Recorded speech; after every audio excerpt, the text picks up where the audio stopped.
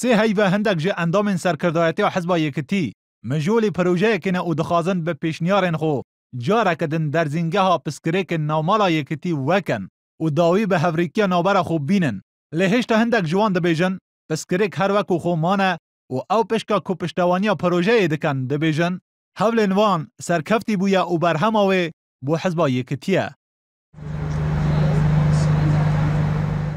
لگوری پیزانین NRT او کسین که او پیشنیار آماده کرنه و دخوازن یکتی جو آلی 6 کسان و بره و ببن دگل کسرت رسول جگر یکم یه سکرتر گشتی یکتی و هیرو ابراهیم احمد اندام مکتب سیاسی و ملا بختیار برپرس دسته کارگیری و هر وسا دگل قادر حمجان و عمر فتاح اندام دسته کارگیری جویان و اوانجی بوان پیشنیاران راضی بون. بریار داویا وی هفتی دگل برهم صالح جگر دویه یک سکرتر گشتی بجون و نیرین آویجی ور بگرن. لگوری زانیارین NRT هیرو ابراهیم احمد د جوین دا گوتیا به راضی دبی دگل 5 کسین دی حزب یکتی بره و ببن و گوتیا هرچند نوبر من و برهم صالح ساره لیبل پیرو و ناخوی او کریه جگر و نکاره جوی پوست دور بخنه. من پیشنهاد من کردوا بلام بطبیعت حال یعنی همو هوالان بگشتی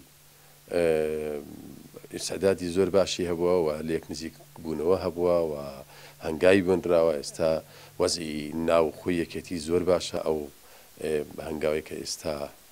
برو وارن لدهاتوی که نزیکا کبنی مکتبی سیاسی اکریه و امید کن لدهاتوی که نزیک شاکوبنی سرکرداتی بکره. خنجی پروژه اندام سرکردایتی جوات آنواندی یکتی گازی جدسته کارگیری مکتب سیاسی یعنی ملا بختیار قادر حمجان و عمر فتاح کریه و بحث آریشه نامالا یکتی و نوبر وان دگل آلین دی هاتیه کرن. دا کلبر دوی اندام جوات آنواندی کوک پارلمان حزب وانه دا خویانی بدن و برسوا پسیاران بدن. با تأکید اما وکو انجمنی ناوندی هر لسرتای هەندێک دەرکەوتنی لە کێشەی ناوخۆیەکێتیدا ڕۆڵی ئیجابیمان بینیوە بە تایبەتی لە سەروبەندی ئەو کاتانەی کە ئەبوایە کۆنگرە بکرا و کۆنگرە نەکرا ڕۆڵەکانی ئەنجومەی ناوەند بەردەوامە تا ئێسش بۆ ئەوەی کە ڕۆڵێک بتوانین چۆن ئەتوانین کە کاریگەری دروستکەین لە چارەسەرکردنی کێشەکان یان دۆزینەوەی حەلێک بۆ کێشەکان. لە گۆری زانیارین NRT ئەو 6 کەسین کۆ بەریارە حەزب یەکەتی بەڕێوە ببەن 5 جوان کۆم بوونە و داخواز جێ هەفتۆ کردنە نەوبەرە خۆ هاوبەندیە چێ بکەن لەوێ جوێنێدا تەنێ بەرهەم ساڵح ئامادە نەبوو ji ber ku derwey welat bû.